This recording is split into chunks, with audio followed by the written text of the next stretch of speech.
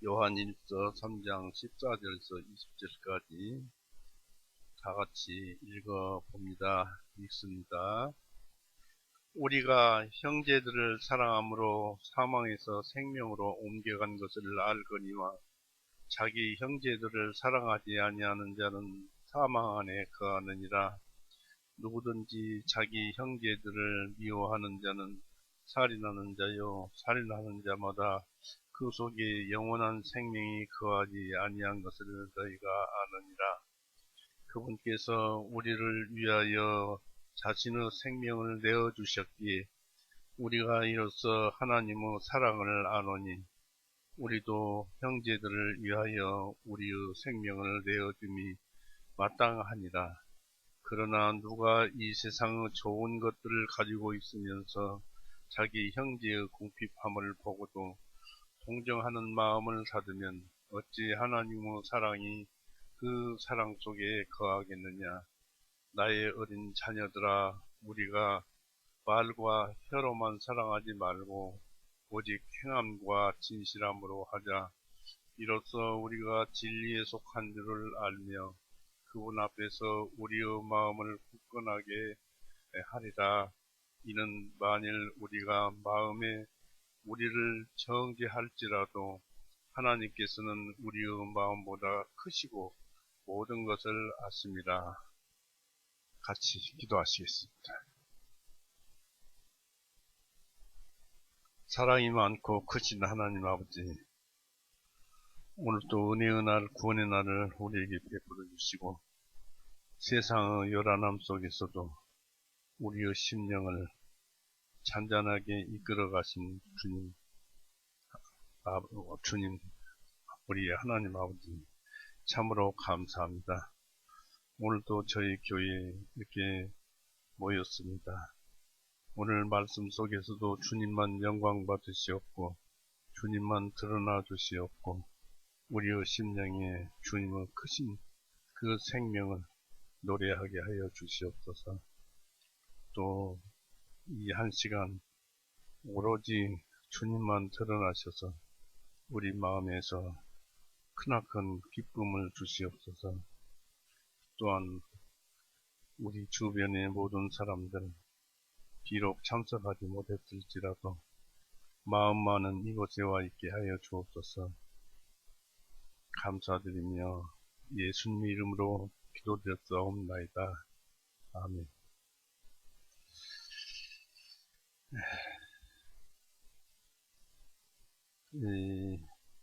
오늘 말씀은 저 천국에서 우리를 만나기를 고대하는 그 사도 요한은 이 거룩한 그 아가페 사랑에 대해서 언급하기 이르렀습니다. 본문에 와서 요한은 강렬한 논증을 전개하면서 사랑의 실천을 강조하였습니다. 왜 그렇게 사랑을 강조하였을까요? 로마서 5장을 한번 보십시오.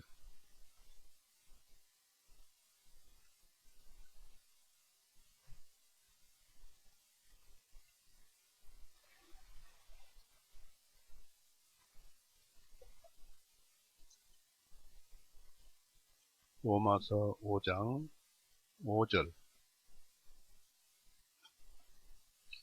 또 소망이 부끄럽게 만들지 아니하니 왜냐하면 우리에게 주신 성령님에 의하여 하나님의 사랑이 우리 마음에 부어졌기 때문이라 했습니다. 그러니까 우리가 구원을 받을 때 보통 이렇게 심한 사람은 충격을 받고 보통 사람들은 이제 깜짝 놀라고 그렇습니다만은 알다시피 우리에게 주신 성령님에 의하여 하나님의 사랑이 우리 마음에 부어졌기 때문이라. 구원을 받은과 동시에 성령님이 역사하셔서 구원을 받은과 동시에 우리 안에 하나님의 사랑이 부어집니다. 말씀에 의해서 믿어짐으로 하나님이 그것을 인을 지셔서 이렇게 사랑을 부어주십니다. 그런데 이 사랑이 무슨 사랑이냐면 하나님의 사랑이니까.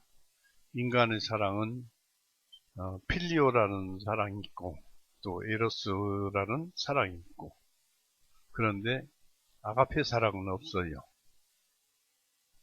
바로 하나님만 아가페 사랑이고, 또 하나님은 필리오 사랑도 없고 또 에로스 사랑도 없습니다. 다만 하나님은 아가페 사랑만 있습니다.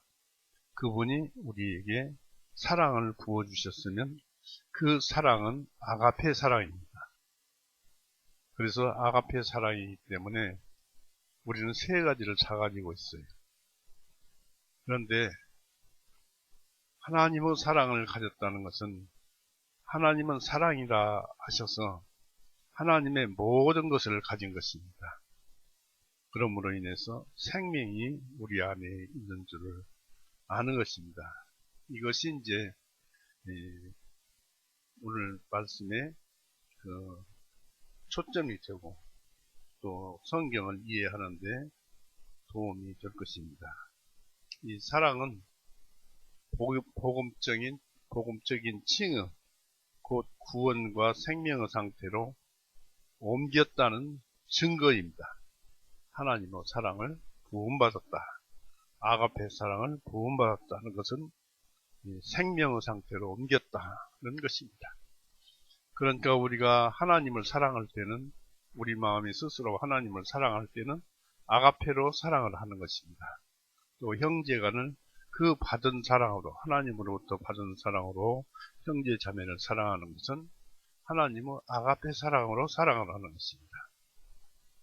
그래서 우리가 형제를 사랑함으로 사망 안에서 생명으로 옮겨간 것을 알거니와 자기 형제들을 사랑하지 아니하는 자는 사망 안에 거하느니라고 14절에 말을 하고 있지요. 우리는 본래 진노의 자녀요 지옥의 상속자로 있었습니다. 그러나 이제 복음의 계약으로 우리의 상태는 내세를 지향하도록 변화를 받게 되었습니다. 우리는 죽음에서 생명으로 옮겨졌고, 사랑의 그 죄의 법에서 사망의 죄의 법에서 생명의 법에로 옮겨졌습니다. 사랑을 받은 자는 그렇다는 얘기입니다. 이런 변화는 주님의 복음을 믿음으로 이루어진 것입니다. 기초가 되는 것이죠. 우리들은 그렇게 해서 믿어진 거예요. 그래서 요한복음 3장 36절에는 아들을 믿는 자는 영생이 있고 순종치 아니하는 자는 영생을 보지 못한다라고 했습니다. 우리는 지금 놀라운 상태로 변화되어 있음을 확인할 수 있는 그런 단계에 이르렀습니다. 곧 그리스도를 믿는 믿음에 대한 확신의 그 형제를 사랑하는 그 사랑으로 알 수 있습니다. 이 사랑은 의롭다함을 받은 사랑을 말을 합니다. 즉 일반 종교의 그 파당을 이루는 것이나 동일한 교파에 속하거나 자신의 감정에 맞는 자들을 위한 애정을 말하는 것이 아니죠. 여기서 말하는 형제사랑은 인류를 위한 일반적인 사랑을 의미합니다. 기독교 공동체 안에서 기독교적인 사랑의 법은 내 이웃을 내 몸과 같이 사랑하라.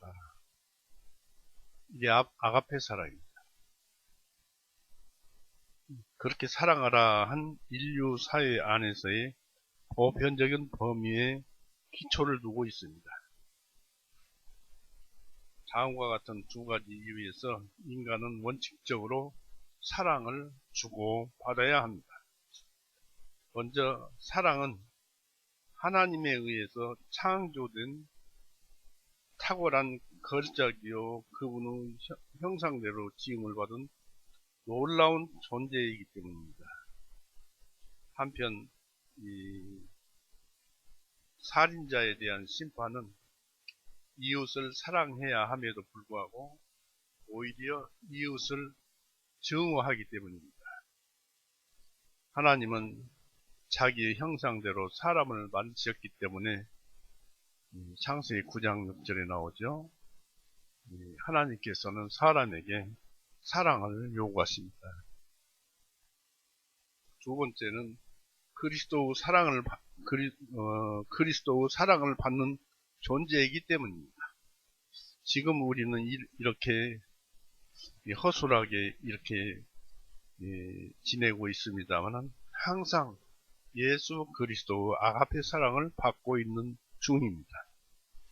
그래서 모든 인류는 타락한 천사와 구원받은 백성으로 구분되어 있는 존재로서 구세주가 계획하고 준비했으며 그들에게 각자 부여한 그 모든 것을 지니고 있는 존재로서 이 그리스도인은 그렇게 고려되어야 합니다.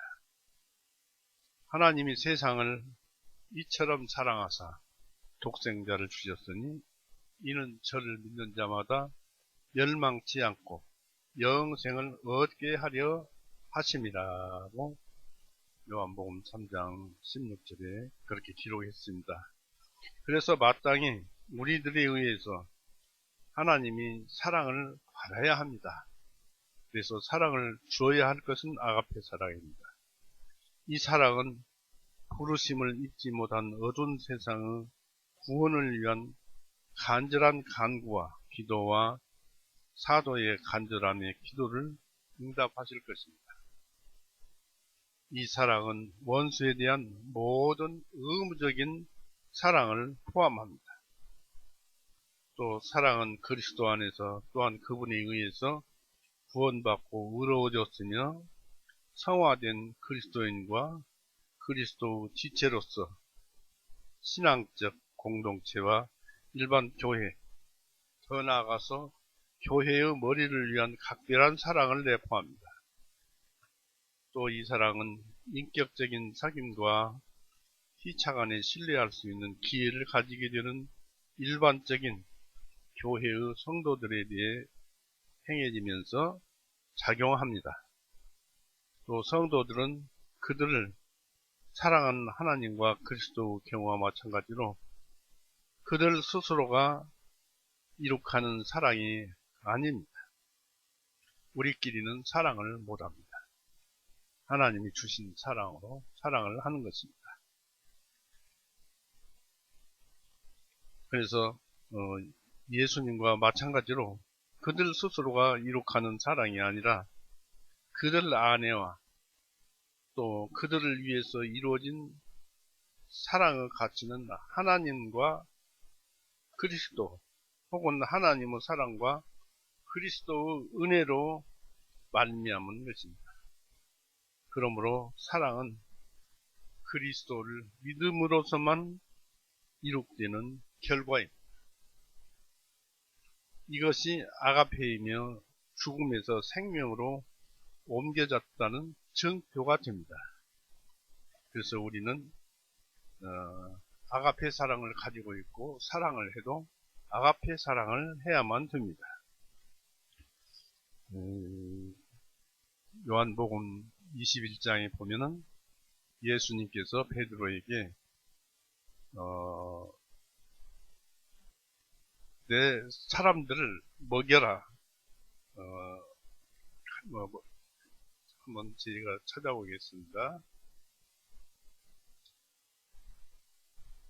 21장에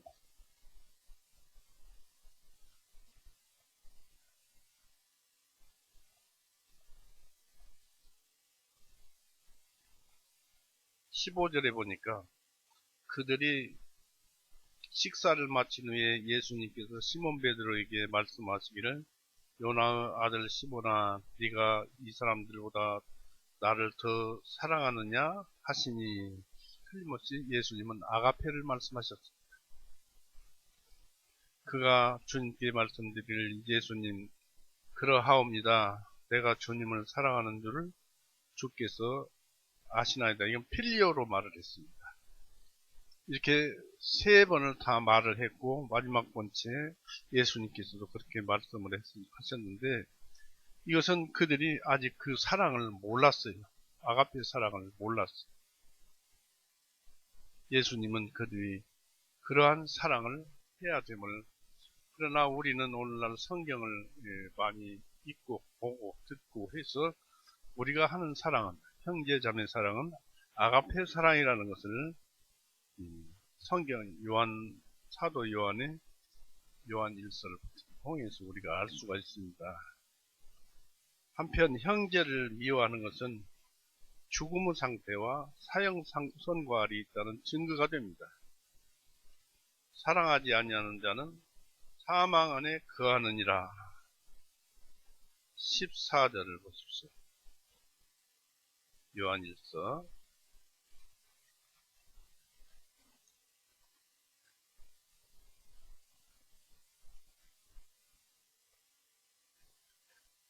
요한 1서 3장 14절 우리가 형제들을 사랑함으로 사망에서 생명으로 옮겨간 것을 알거니와 자기 형제들을 사랑하지 아니하는 자는 사망 안에 거하느니라고 했습니다.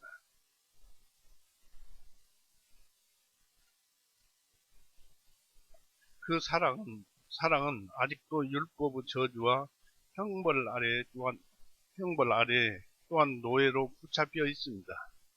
바로 에베소서 2장 1절에서 3절, 거기도 한번 참 중요해서 또 한번 찾아봅니다. 에베소서 2장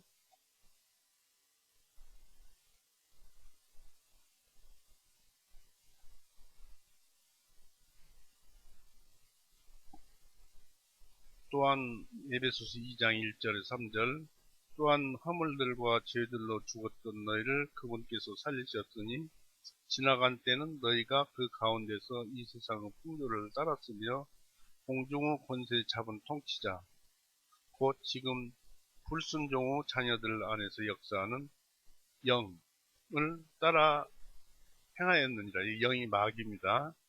지나간 때에는 우리도 다 그 가운데서 우리 육신의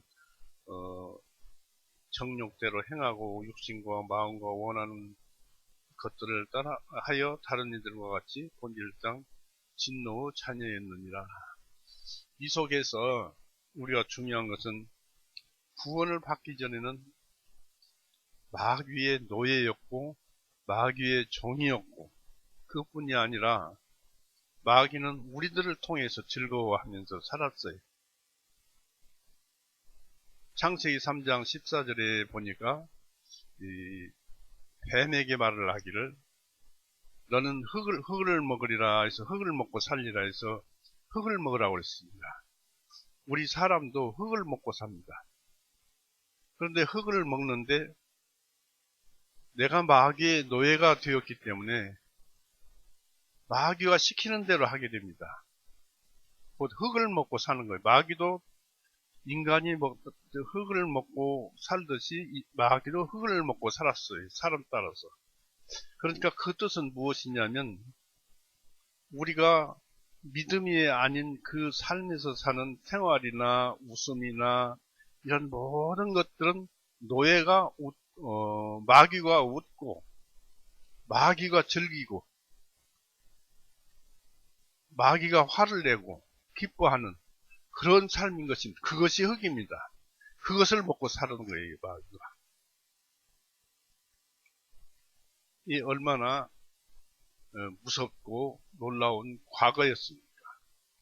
이것을 믿음으로 말미암아 털어내버렸잖아요. 도저히 어찌할 수 없는 우리를 예수님께서 자기 자신을 골고다의 바침으로 인해서 우리 죄를 대신해서 죽으심으로 우리가 거기에서 벗어났잖아.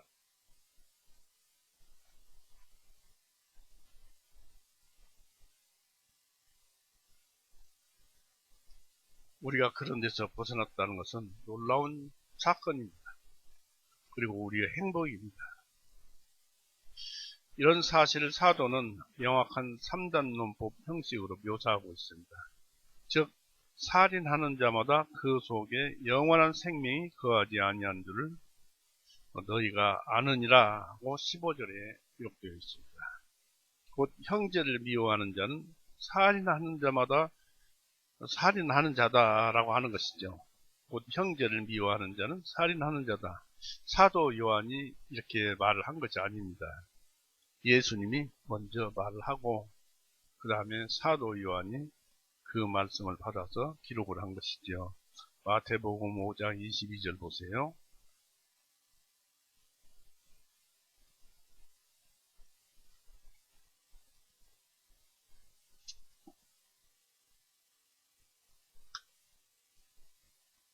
마태복음 5장 22절 나는 너희에게 말하노니 누구든지 자기 형제들에게 아무 까닭 없이 화를 내는 자는 심판의 위험에 처하게 될 것이요 누구든지 자기 형제에게 락하라 이제 바보라라는 뜻인데 자기 형제에게 바보라고 말하는 자는 공의의 위험에 처하게 될 것이요 누구든지 너는 어리석은 자라 말하는 자는 지옥불의 위험에 처하게 될 것이리라. 곧 형제를 살인하는 것이다 라는 말씀을 이 말씀 속에서 드러내고 있는 것입니다. 그러니까 또 그뿐입니까? 음욕을 품은 자마다 간음한 자라. 미워하는 자는 살인하는 자다. 탐심을 품은 자는 도적질한 자다. 그와 같은 뜻입니다. 그러므로 너희는 형제를 미워하는 자마다 살인하는 자로서 살인하는 자마다 영생이 그 속에 거하지 아니하는 줄을 알아야 한다라고 15절로 말을 하고 있습니다. 15절 보시면은 누구든지 자기 형제들을 미워하는 자는 살인하는 자요. 요한일서 3장 15절 이제 확실하니 사도 요한이 기록을 해놨어요. 누구든지 자기 형제들을 미워하는 자는 살인하는 자요. 살인하는 자마다 그 속에 영원한 생명이 거하지 아니한 줄을 너희가 아느니라고 했습니다.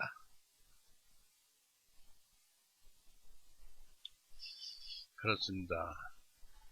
형제를 미워하고 그러는 것은 살인하는 것과 마찬가지입니다.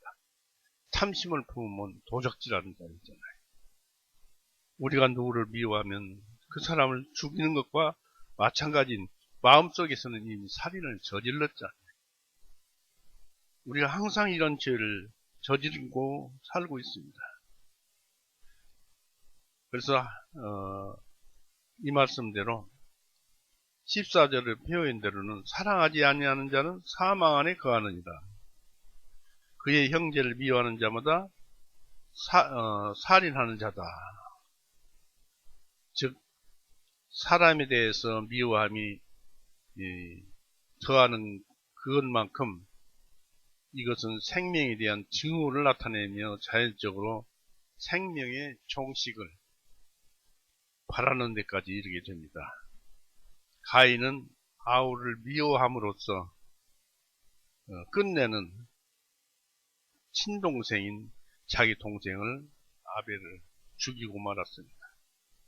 미움은 불쌍한 형제에 대한 그 연민의 정을 막아버리며 이로써 형제들에게 죽음의 슬픔을 안겨줍니다. 형제를 미워함은 어느 때든지 그들에게 억울한 누명을 씌우고 추한 평판과 비난을 가하면서 끝내는 핍박과 무력을 행하게 됩니다. 그러므로 인간의 마음을 잘 알고 이해하고 있는 자에 의해 가르침을 받아야 합니다. 인간의 본성적 경향의 그 경향과 악하고 맹렬한 정욕을 알고 있으면서 한편 하나님의 거룩한 법의 온전함을 알고 있는 자는 그의 형제를 미워하는 자를 살인하는 자라고 부르는 것을 보고 놀랄 필요가 없습니다. 성경 말씀이 그러니까요. 마음의 기분과 성향에 따라서 살인을 행하는 자는 그 속에 영생이 거할 수 없습니다.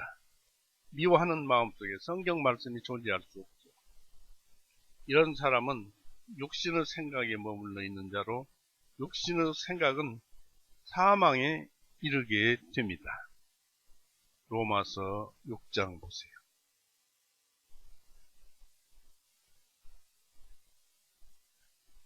로마서 6장 5절에서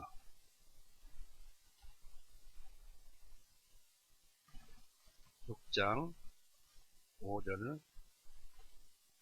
이는 만일 우리가 주님의 죽으심과 같은 모양으로 함께 심겨졌으면 우리가 또한 주님의 부활하심과 같은 모양으로 될 것이기 때문이라. 이것을 알거니와 곧 우리의 옛사람이 주님과 함께 나무에 달려 못 박힌 것은 이것은 믿음으로 말미암아 예수님과 한 영이 되었기 때문에 같은 영이 되었기 때문에 예수님이 못 박혔으니까 나도 같은 영으로서 못 박힌 것이다 라는 것이 믿음으로 못 박힌 것은 죄의 몸을 멸하여 다시는 우리가 죄를 섬기지 아니하게 하려 함이니 이는 죽은 자가 죄로부터 자유롭게 있기 때문이라. 이제 우리가 그리스도와 함께 죽었으면 또한 주님과 함께 살 줄을 믿나니 우리는 예수님과 함께 죽었어요. 무엇으로부터 죽었는가요? 죄로부터 죽었어요. 죄에서 죽었기 때문에 우리 외부에서 죄가 침범해서 우리로 하여금 우리에게 죄가 달려들어서 우리를 화를 내게 하고 또 이것저것 대항하게 하는 것은 거기에 또 우리가 대항하는 것은 잘못된 거예요. 왜냐하면 이미 믿음으로 말미암아서 죄에 대해서 우리가 죽은 자는 할 말이 없어요. 시체를 차보세요. 발로 차보세요. 죽은 시체에 발로 차서 시체가 일어납니까? 발로 찼다고? 죽었어요. 대꾸를 안 합니다. 우리도 그와 같이 인내심을 가지고 이 세상을 살아가야 하는 것입니다.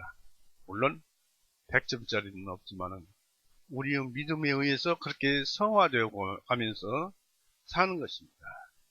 성경은 그렇게 살라고 우리에게 말씀을 하시고 있는 것입니다. 그래서 우리가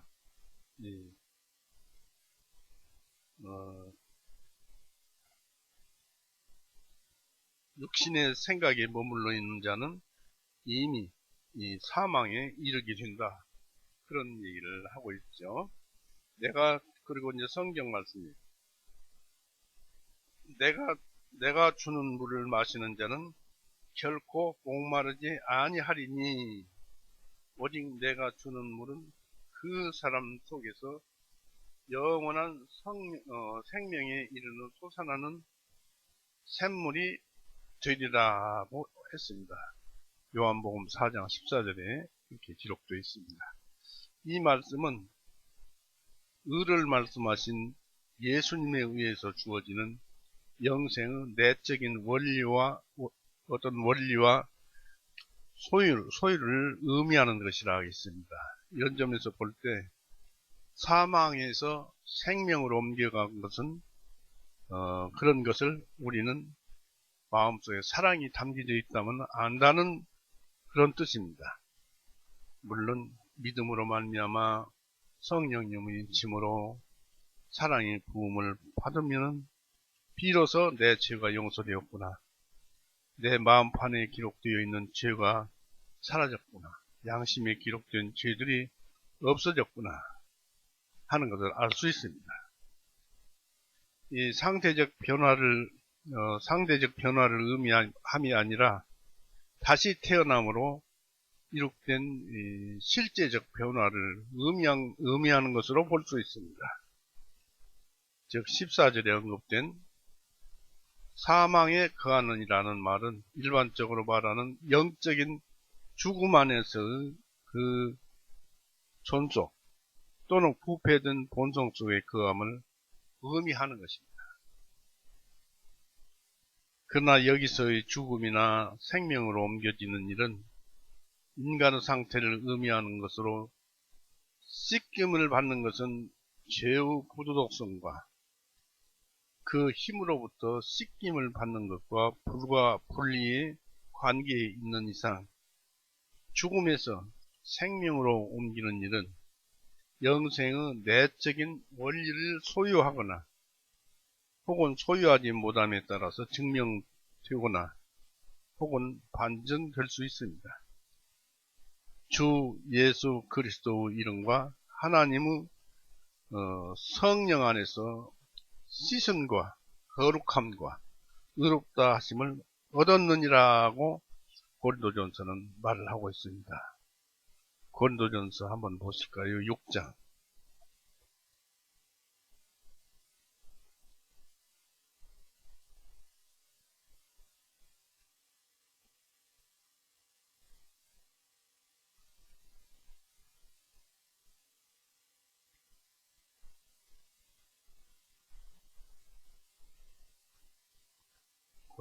고린도전서 6장 4절 봅니다.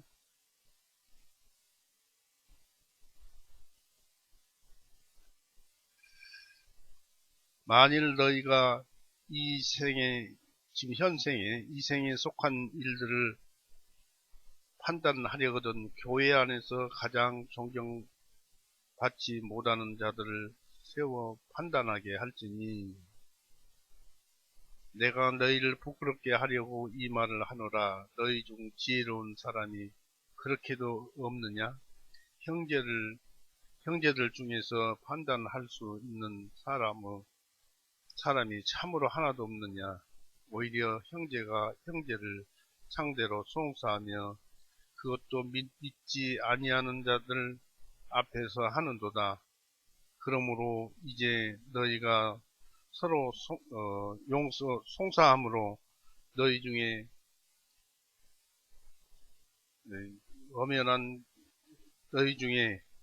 엄연한 허물이 되나니 차라리 불의한 일을 당하는 것이 낫지 아니하느냐.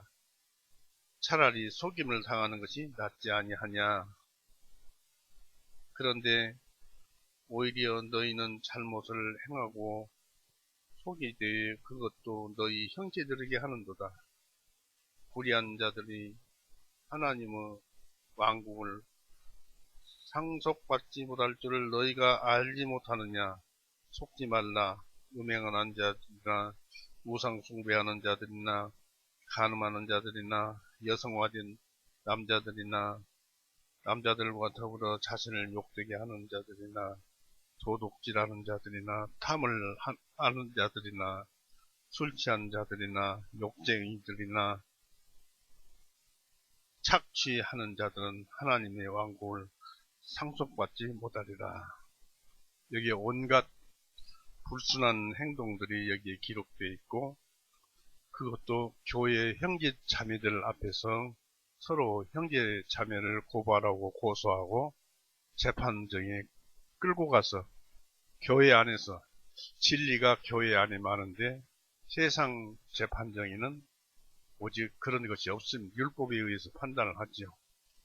그런데 교회에서 판단해야 함에도 불구하고 재판정에 끌고 가서 하느냐, 너희들이 잘못됐지 않느냐, 그러면서 여기에서 힐난하고 있습니다. 그래서 그런 자들은 천국을 상속받지 못하리라.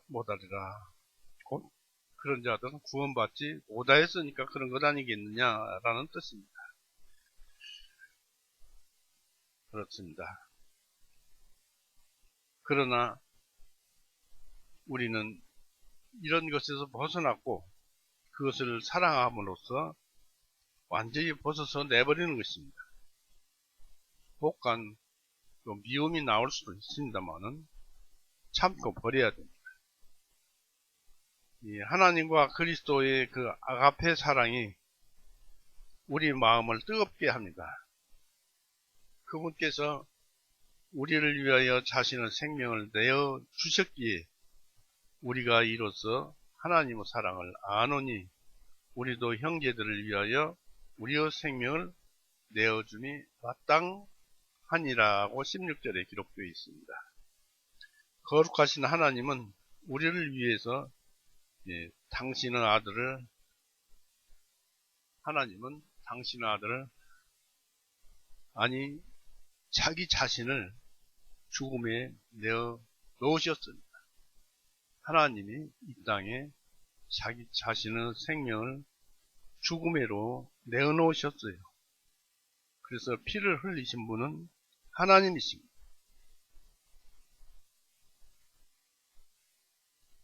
그러니까 하나님이 피를 흘리고 죽으시고 모든 죄를 용서하셨기 때문에 하나님 마음속에는 우리 죄를 다 용서해서 기억지도 아니하십니다. 사도행전 20장 보세요.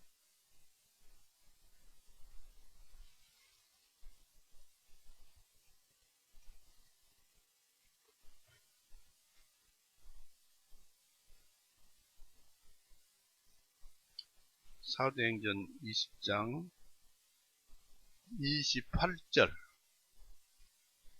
28절 보시면, 그러므로 너희 자신과 모든 양떼에게 주의를 기울이라.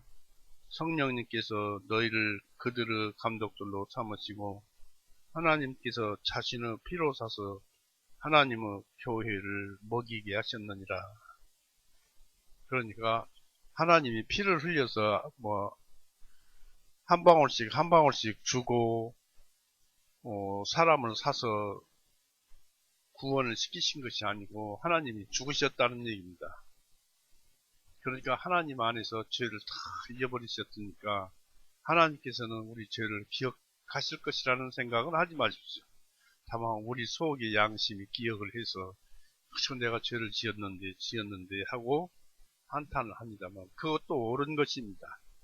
왜냐하면 율법이 아니면 죄를 깨달을 수 없고 우리가 성화를 이루어서 하나님을 사랑할 수 있는 그 방법은 율법을 범하지 않는 것입니다. 그런 깨끗함 속에서 사랑이 나와서 하나님과 교제를 할 수 있는 것입니다.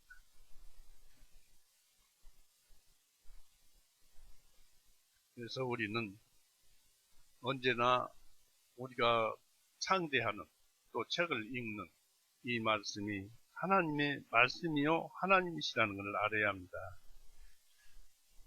태초에 말씀이 있었고 그 말씀이 하나님과 함께 계셨다고 그랬습니다. 하나님과 그리스도 그 아가페 사랑이 우리 마음을 뜨겁게 합니다. 그리고 그분께서 우리를 위하여서 자신의 생명을 내어주셨기에 우리가 이로써 하나님의 사랑을 아노니 했습니다. 우리도 형제들을 위하여 우리의 생명을 내어줌이 마땅하니라 고 했습니다. 거룩하신 하나님은 우리를 위해서 당신의 아들을 곧 자기 자신을 죽음으로 내어주셨습니다. 그러나 사도 요한은 말하기를 말씀이 하나님이셨고 하나님이 우리를 위해 육신이 되셨다고 했습니다. 그렇게 선포하는 이 말씀은 곧 하나님이셨습니다. 그분이 육신이 되셔서 죽으셨어요. 하나님이 육신이 되셔서 죽으셨어요. 눈에 보이지도 않는 하나님이 육신을 입고 우리에게 보여주시고 피 흘리고 죽으셨어요. 목적은 우리 죄를 용서하시기 위해서. 요한복음 1장. 아까도 말씀을 드렸는데 1장 1절 보십시오. 태초에 말씀이 계셨느니라. 그 말씀이 하나님과 함께 계셨으니 그 말씀은 곧 하나님이셨느니라. 하나님이십니다. 유럽의 모든 일반 철학자들이 이 말씀은 참 옳은 말씀이다. 황금으로 기록되어야 할 말씀이다. 라고까지 했답니다. 다음에 14절을 보십시오. 1장 14절. 그 말씀이 육신이 되어 우리 가운데 거하셨나니 우리가 주님의 영광을 보매 아버지의 독생하신, 이 독생자가 아니라 아버지의 독생, 아버지 혼자 사신, 독생하신 혼자, 아버지의 독생하신 분의 영광이요. 아버지 혼자의 영광이요. 그러니까 아버지의 영광이요. 은혜와 진리가 충만하더라 라는 뜻입니다.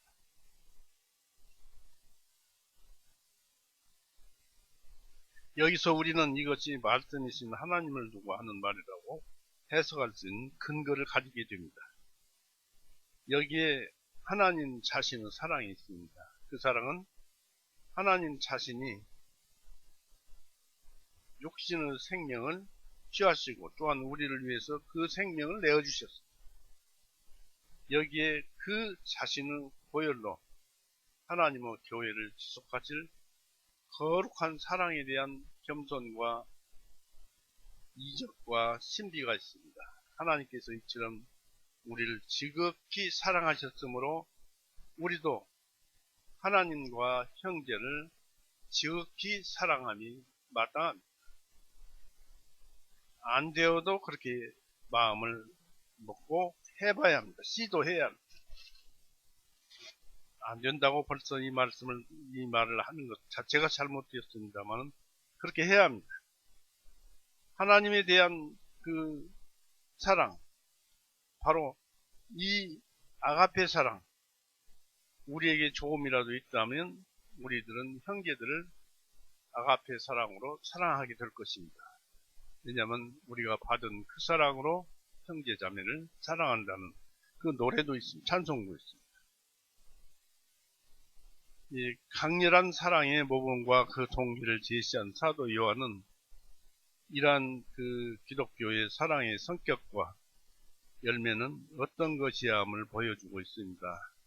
그 사랑은 교회를 위해서 우리로 하여금 죽기까지 고난을 자체하게 하는 최고도의 그 열렬한 것이어야 합니다.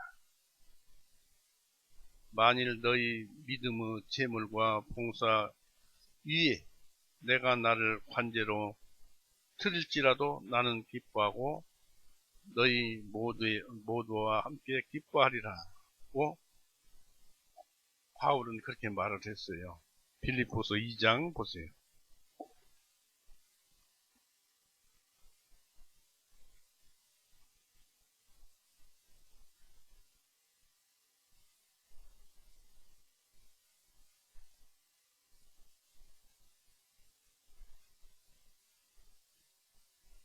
이 관제라는 것은 자기를 불태워서 드리는 것입니다.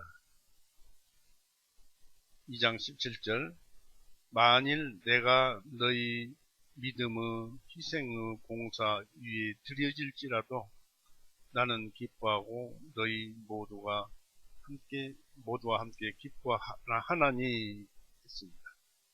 개역성경에는 관제라고 기록되어 있습니다. 그래서 그런 말씀과 같이 부르심을 입어서 하나님의 영광과 교회의 진흥을 위해서 우리보다 더욱 봉사적인 자들의 그 안전과 보호를 위해 위험을 무릅쓰고 우리 형제를 위해서 목숨을 버리는 것이 마땅하다는 것입니다. 이것이 아가페 사랑입니다. 그들은 나의 생명을 위하여 자신들의 목들을 내어놓았느니라. 형제 자매를 위해서 목들을 하니까 그런데 좀 천한 말이지만 목들을 내어놓았느니라. 즉 사망을 내어놓았느니라. 나뿐만 아니라 이방인들은 모든 교회들도 그들에게 감사하느니라고 바울이 그렇게 썼어요. 로마서 16장을 보세요.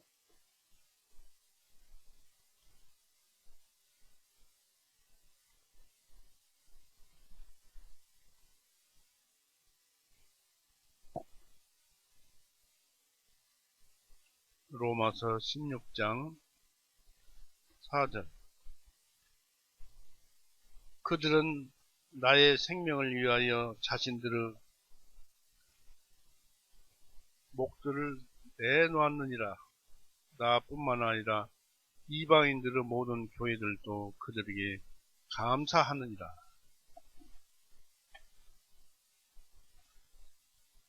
그래서 복음을 얼마나 사랑했으면 자기 생명을 복음 전하는 자들을 위해서 내어놓았는가 하는 것을 여기서 보여주고 있습니다. 이것이 아가페 사랑입니다. 그리스도인들은 이 세상에서 얼마나 자제하는 생활을 해야 하겠습니까? 이 성경을 보면은 우리는 그것이 참 어렵지요. 그렇지만 신용이라도 내봐야 됩니다. 흉내라도 내봐야 됩니다. 초연하고 좀 더 신학적인 생활을 하도록 얼마나 우리가 준비해야 하는지, 또 그렇게 우리가 살아갈 수 있는 것인지 우리는 우리 자신을 뒤돌아봐야 합니다.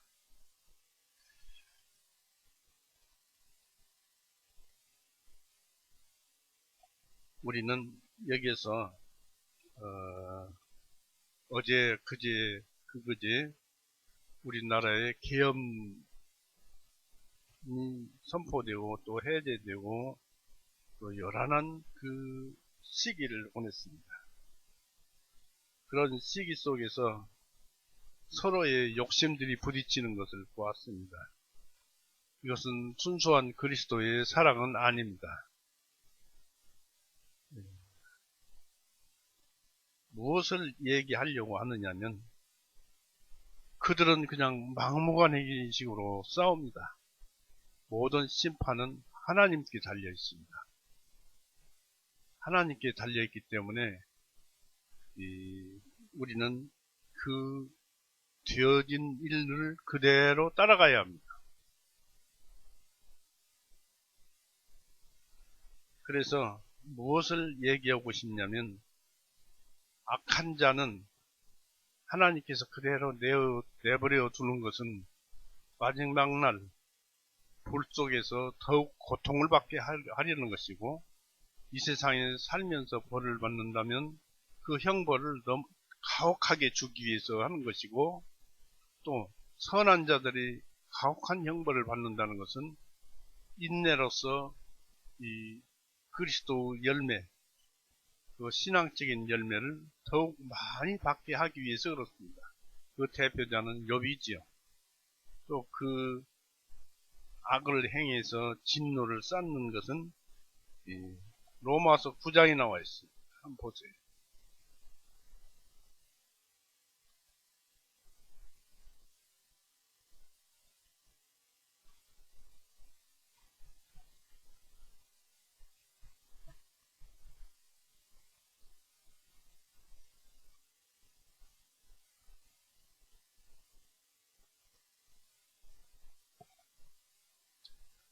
로마서 9장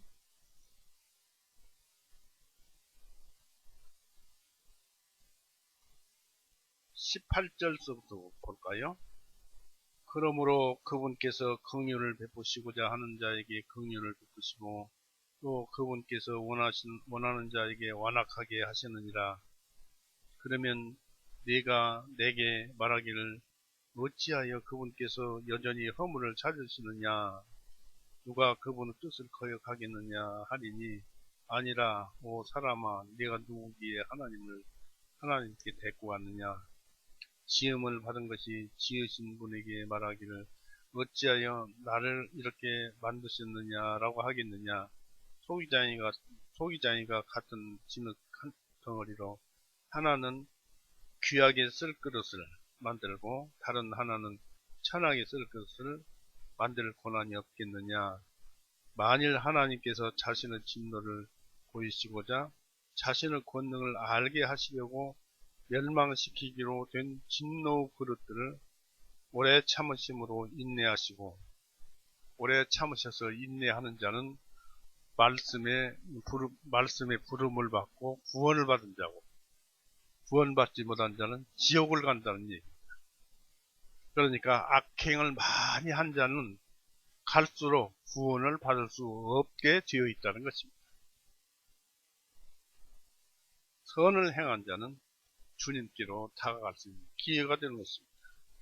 때문에 우리는 그런 세상 일에 힘들고 어려운 이 세상 일들에 있어서 우리는 하나님의 판단으로 알고, 모든 것이 하나님의 심판이요 하나님의 판단이에요. 곧 하나님의 섭리 가운데서 이루어지는 일입니다. 그래서 우리는 그런데 마음 쓸 것도 없고 현실 주어진 것을 순리대로 살아나가면 될 것입니다. 그렇습니다. 그래서 우리는 그러니까 초연하고 신앙적인 생활로 해나가야 할 것입니다. 우리는 형제들의 궁핍은 물론 믿음이 없는 자들에게까지 존경적이며 인색하지 않고 친절해야 되겠습니다. 성경에 그러나 누가 이 세상의 좋은 것들을 가지고 있으면서 자기 형제의 궁핍함을 보고도 동정하는 마음을 찾으면 어찌 하나님의 사랑이 그 사람 속에 거하겠느냐고 17절에 기록되어 있습니다. 부요한 사람들의 자비와 사랑의 실천을 위해서 믿음의 자비와 사람들의 그 사랑의 실현을 위해서 믿음의 형제들이 가난을 자처하면 하나님을 기쁘시게 합니다. 스스로 이웃을 사랑하면 하나님을 기쁘시게 합니다. 믿는 형제들로 하여금 가난한 성도들에게 자선을 베풀도록 쓰게 하는 일은 하나님을 기쁘시게 합니다. 세상 재물을 소유한 자들은 좀 더 하나님과 그들의 선량한 그 형제들을 사랑하고 그들을 위해서 재물을 나눠줄 준비가 되어 있어야 합니다. 형제에 대한 이런 사랑은 하나님에 대한 사랑의 근거를 두고 있습니다. 형제의 궁핍을 보고도 도와줄 마음을 막으면 하나님의 사랑이 그 속에 거할까 보냐라고 17절에 기록되어 있죠. 이 사도는 말을 하고 있습니다. 형제에 대한 사랑이 없는 곳에는 결코 하나님께 대한 참사랑도 없다라는 것입니다. 사도는 이 모든 것에 진실하고도 열매를 맺을 수 있는 사랑을 요구하였어요.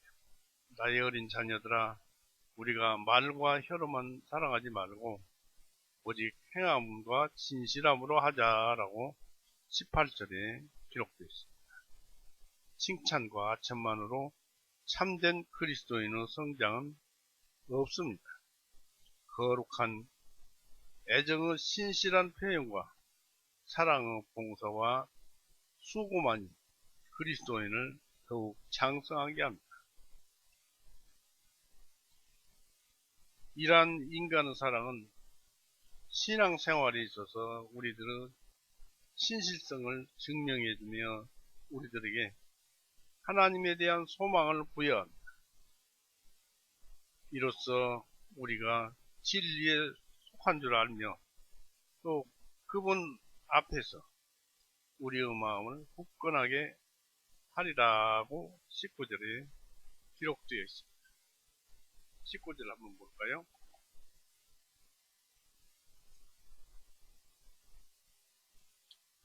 이로써 우리가 진리에 속한 줄을 알며 그분 앞에서 우리의 마음을 굳건하게 하리라. 그러니까 선하게 살고 또 이렇게 형제 자매를 서로 사랑하면은 그렇게 된다는 얘기입니다. 믿음 안에서 우리의 온전함을 이루는 것보다 더 복된 일은 없습니다. 견고한 진리에 이른 자들은 하나님께 대해서 담대함과 확신을 가지고 있는 자들, 세상의 비난과 책망을 들을 때 그들은 하나님께 호소하게 됩니다. 기독교 진리와 완전에 대한 지식에 이르며 또한 내적인 평안을 얻는 것은 피차가 사랑에 얽혀서 마음의 형제에게 마음으로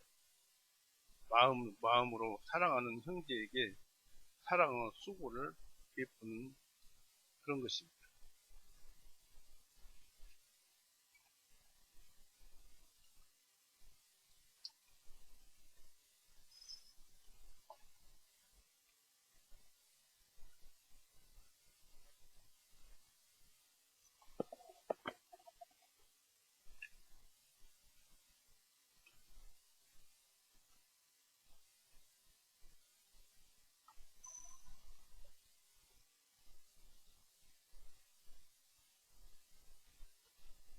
안경, 눈이 이제 피곤해서 안경을 바꿔 써봤습니다.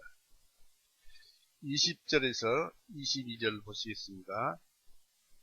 요한일서 3장 20절, 22절. 이는 만일 우리의 마음이 우리를 정죄할지라도 하나님께서는 우리의 마음보다 더 크시고 모든 것들을 아십니다. 사랑하는 자들아, 만일 우리의 마음이 우리를 정죄하지 아니하면 그때 우리가 하나님을 향한 담대함을 가지고 무엇이든지 우리가 구하는 것은 그분께 받나니, 이는 우리가 그분의 명령들을 지키고 그분의 목전에 기뻐하는 그 일들을 행하기 때문이라고 했습니다. 이 하나님에 대한 그 마음의 확정과 진실한 신앙의 특권이 있음을 암시합니다. 사도 요한은 그러니까 구원받은 자의 마음입니다. 사도 요한은 계속 몇 가지 사실을 언급하고 있습니다. 양심의 심판과 그 권위를 말을 하고 있습니다. 우리 마음이 우리를 정죄할지라도, 잘 들어보십시오. 우리 마음이 우리를 정죄할지라도 하나님께서는 우리의 마음보다 더 크시고 모든 것을 아심이라 했습니다. 20절이 그렇게 기록되어 있죠. 우리는 이런 데에서 즐거운 말씀을 찾아볼 수 있습니다. 로마서 7장 보십시오.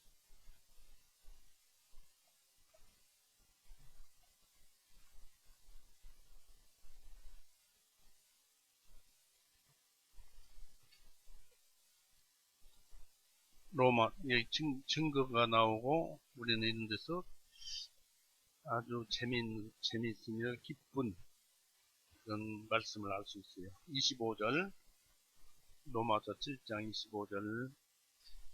예수 그리스도 우리 주님을 통하여 내가 하나님께 감사하노라.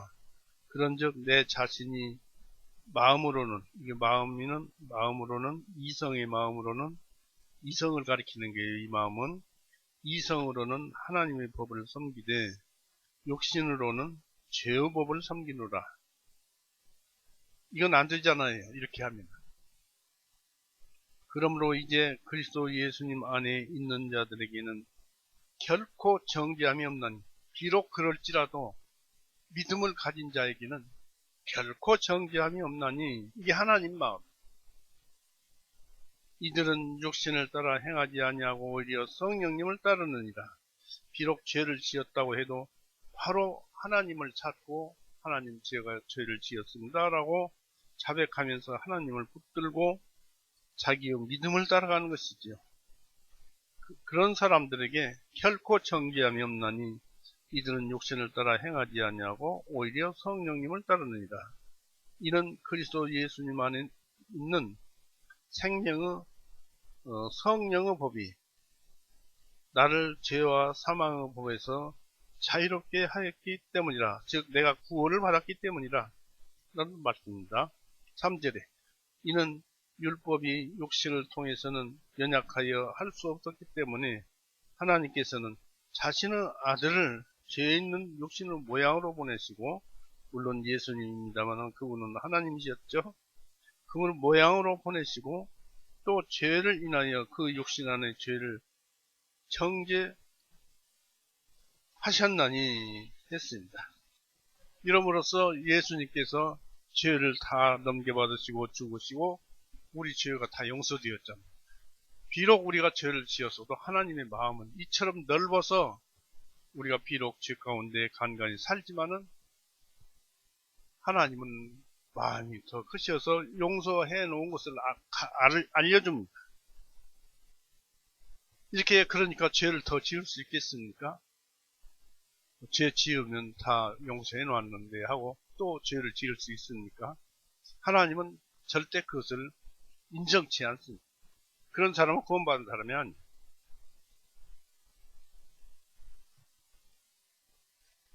그래서 더 크시고 우리 마음보다 더 크시고 모든 것을 아심이라 했습니다.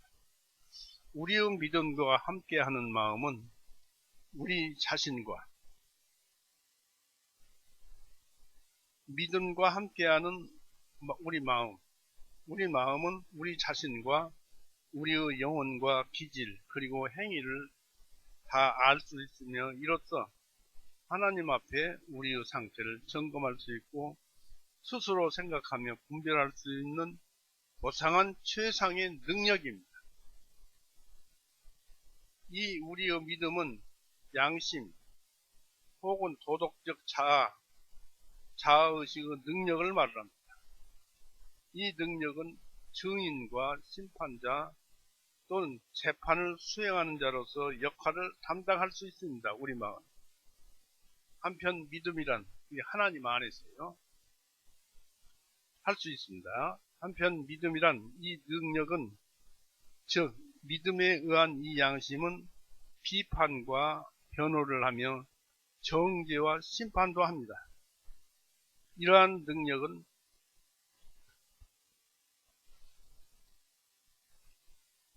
하나님에 의해서 믿음에게 주어진 것들입니다. 이와 같은 능력이 주어진 사람의 영혼은 사람의 깊은 속을 살피면서 섬세하게 심층부, 다시 말해서 인간의 내면과 그 비밀한 사건들을 탐색하는 하나님의 등불입니다. 하나님에 의해서 밝혀지는 발광체입니다. 잠언서 20장 27절 보십시오. 믿음을 가지고 우리가 믿음 안에서 마음을 이렇게 말씀을 하고 있었죠. 잠언서 20장 27절.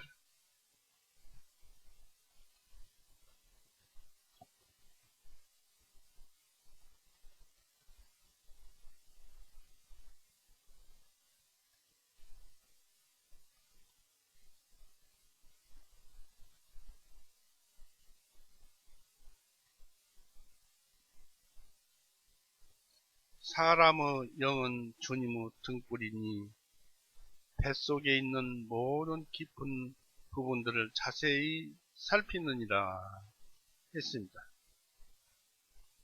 사람의 영은 주님의 등불이니 뱃속에 있는 모든 깊은 부분들을 자세히 살피느니라.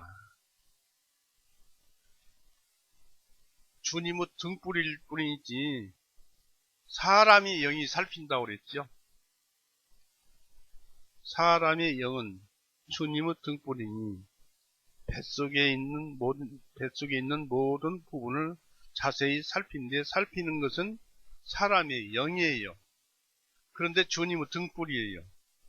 즉 다시 말해서 사람의 영은 주님이 태우는 불을 붙여놓은 불빛이에요. 그러니까 하나님의 빛이에요. 그런데 사람의 영이에요. 그래서 사람의 영은 사람 속에 들어있는 뱃속에 있는 모든 깊은 부분들을 자세히 살필 수가 있는 거예요. 하나님에 의해서. 하나님이 주신 능력에 의해서 사람은 살필 수가 있는 것입니다. 이렇게 사람의 양심은 잘 되어져 있어요.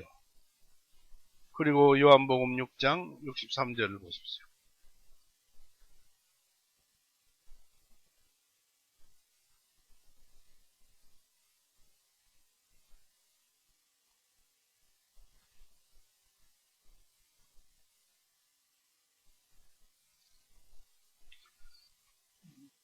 요한복음 6장 63절에 살리는 것은 영이니 육신은 전혀 무익하니라. 내가 너에게 말한 그 말씀들이 성령님이요 그것들이 생명이니라. 이제 우리에게는 예수님의 말씀이 우리의 생명이 되었어요. 그리고 그 말씀은 성령님이에요. 이렇게 우리는 바뀌었어요. 그래서 산 자예요.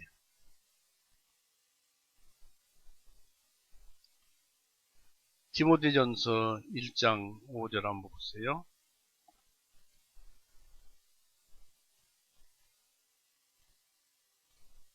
디모데전서 1장 5절.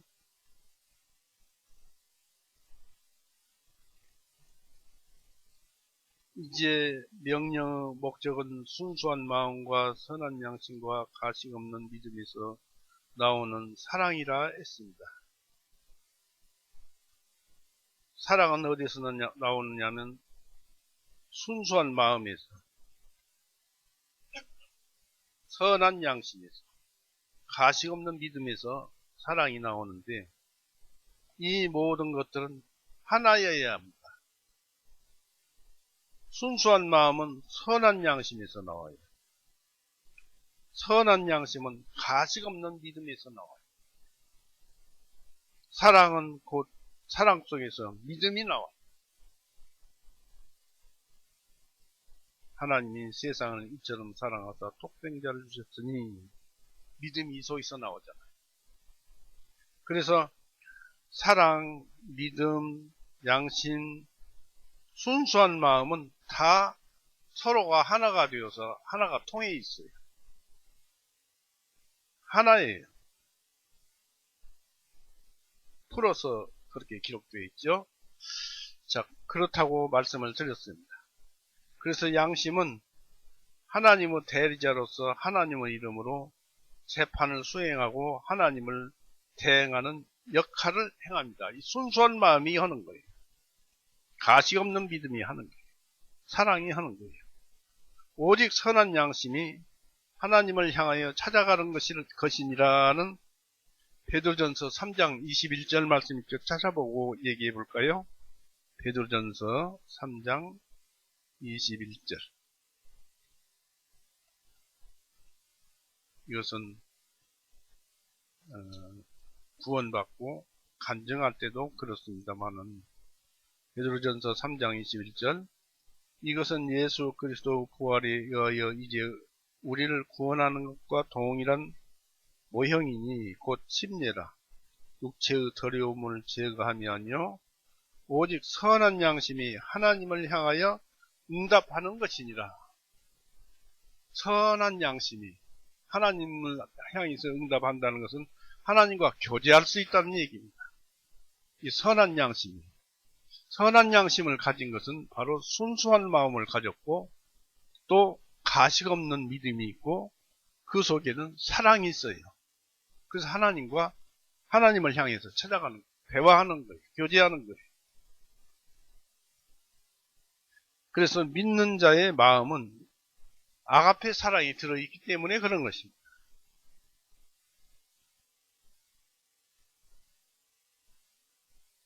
즉 다시 말해서 하나님께서 우리에게 믿음을 주신 것은 순수한 마음, 선한 양심, 가식 없는 믿음, 사랑을 주신 거예요. 하나님은 재판장이십니다. 마지막 날의 재판장이십니다. 우리 마음이 우리를 정죄할지라도 하나님께서는 우리 마음보다 더 크시고 모든 것을 아심이라고 20절에 말씀하셨죠. 이 모든 것을 다 아시고 능력과 판단에 있어서 우리의 마음과 양심보다 더 뛰어나신 하나님께서 우리를 비교할 수 있겠느냐 이것입니다. 우리를 지으신 분과 우리를 만들어주신 하나님과 비교할 수 있겠느냐 이것입니다.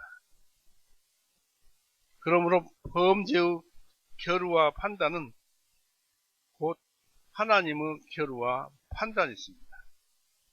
만일 양심이 우리를 책망한다면 그것은 하나님도 우리를 책망할 것입니다.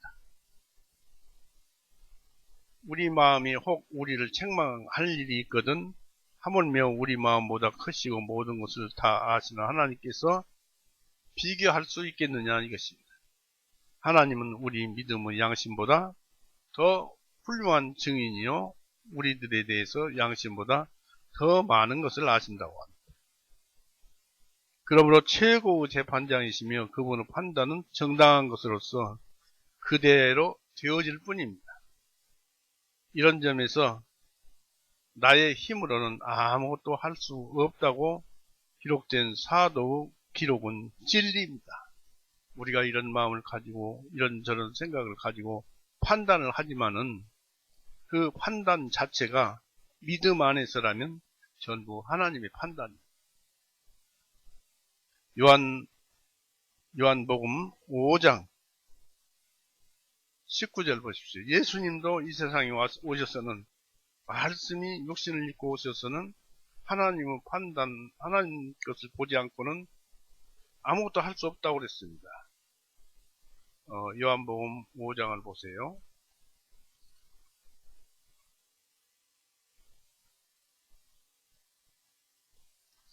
5장 19절.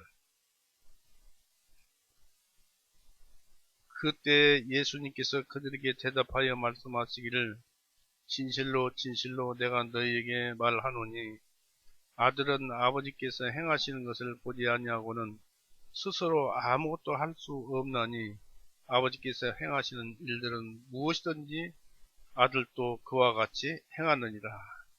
우리가 그런 상태예요. 우리도 하나님께서 행하신 것을 보지 않고는 행할 수가 없는 사람이 됐어요. 신앙생활. 그런데 어떻게 보고 행합니까?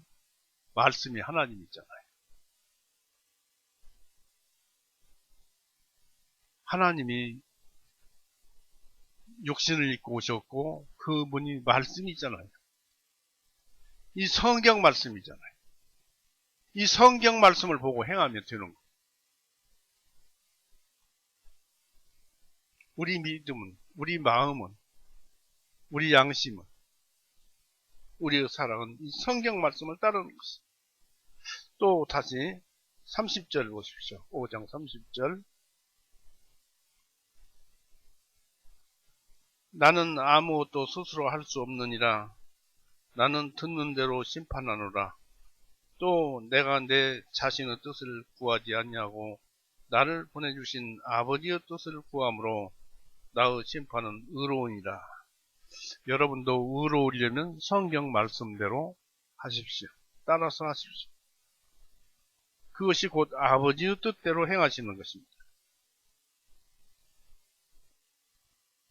여기서 이에 의하면 나는 나의 직무와 사명에 있어서 어떠한 간교도 의식하지 못하며 불성실함도 인정치 못한다. 그러나 이로써 나는 의롭지 못하다는 것입니다. 즉 내 양심의 정당성 혹은 의로운 판결로 형제들과의 논쟁에서 그 논쟁을 종식시키지는 못할 것이라는 것입니다. 바로 성경에 따라야 한다. 그런 얘기입니다. 이럴 경우 여러분도 여러분들의 양심의 판결에 호소하지도 않으며 또한 그 양심의 결정에 따르지도 않을 것입니다. 그러나 결정적으로 은밀하게 판단하실 분은 여러분과 내가 끝까지 따라가야 할 바로 우리 구주 예수님이십니다. 고린도전서 무조건 예수님 말씀을 따라가야 합니다. 성경책을 따라가야 합니다. 고린도전서 4장 보세요.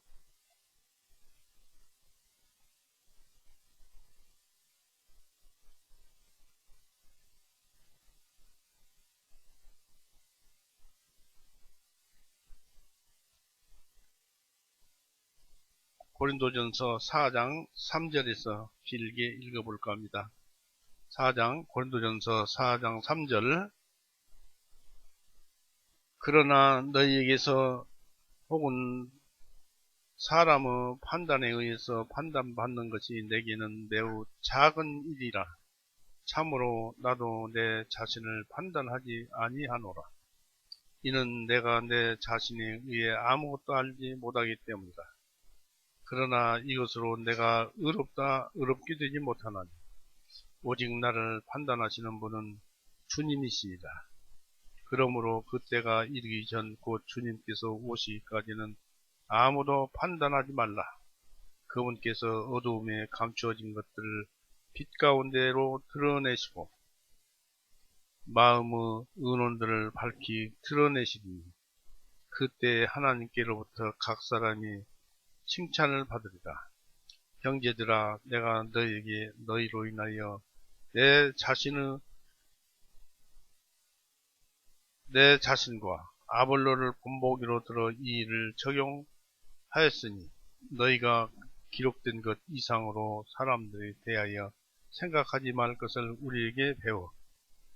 너희 중에 아무도 서로 대적하거나 교만하지 아니하게 하려는 것입니다. 그렇습니다. 우리는 서로를 판단하지 말고 오직 성경 말씀에 따라서 할 뿐이고, 사랑이라는 그 한 가지를 꼭 챙기십시오. 그리고 믿음 안에서 하십시오. 왜냐하면 구원받은 자는 반드시 하나님으로부터 아가페 사랑을 받아 그 사람은 아가페 사랑을 지녔고, 또 그 사랑으로 하나님을 바라보면서 하나님을 향하여 나갈 수 있고, 그 마음은 순수한 마음, 선한 양심, 또 가시없는 믿음, 또 그 속에서 나오는 사랑이라 했습니다. 그 사랑을 가지고 우리가 모든 것을 해결해야 할 것입니다. 즉 다툼이라든지 어떤 문제를 판단할 때는 그와 같이 해야 할 것입니다. 그래서 우리는 언제나 살아서 숨쉬는 성경 말씀에 굴복하고 사랑하면서 따라갑시다. 성경 말씀이 이 하얀 종이에 기록된 글씨요 책일 뿐이라고 일반 사람들은 생각할지 모르지만은, 하나님의 살아있는 말씀이 이 성경에 찬란하게 기록되어서 빛나고 있는 것입니다. 우리 이 말씀대로 삽시다. 오늘은 여기까지 해서 마치겠습니다. 같이 기도하시겠습니다.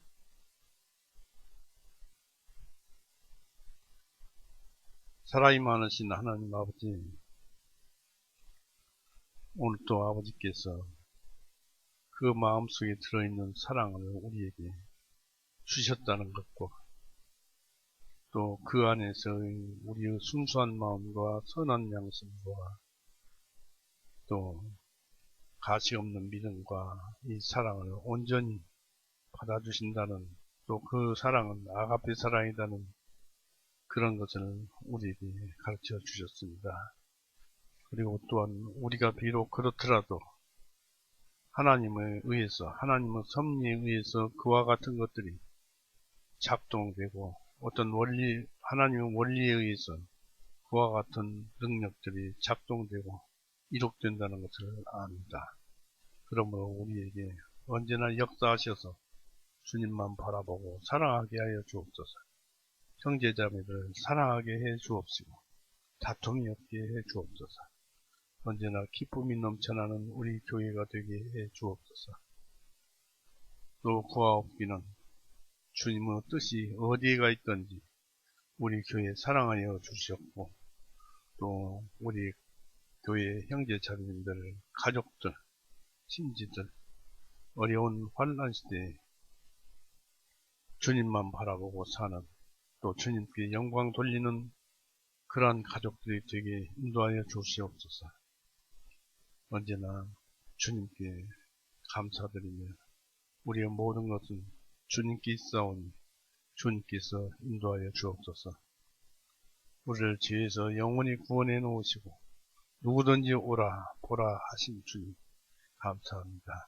예수님의 이름으로 기도드렸습니다. 아멘.